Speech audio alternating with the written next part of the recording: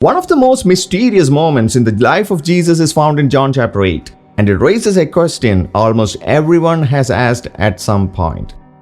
Why did Jesus write in the sand?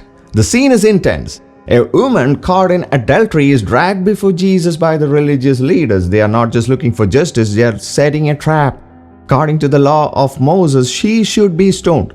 So they ask Jesus, what do you say? If Jesus says, let her go, they accuse him of breaking the law. If Jesus says, stone her, he contradicts his message of mercy.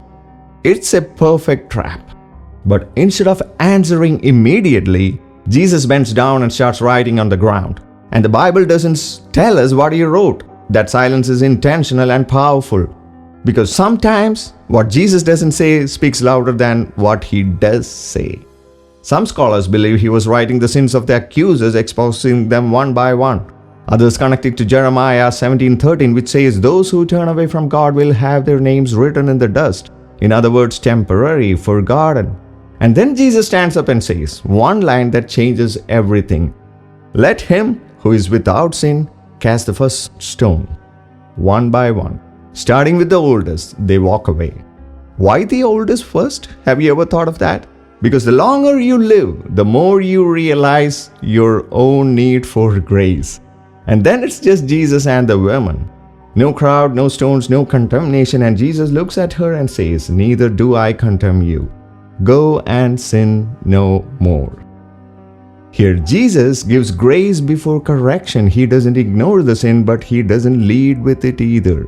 Sometimes we are quick to pick up stones, quick to judge, quick to call out others while ignoring what's in our own hearts. But Jesus shows a different way. He restores before he rebukes.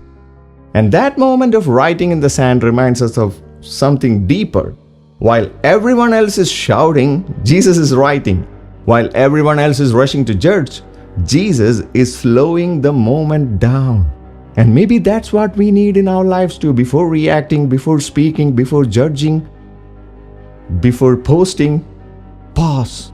Because not every situation needs your immediate opinion. Sometimes it needs God's perspective. And hear this, whatever Jesus wrote in the sand, it was temporary. The wind could have erased it in seconds.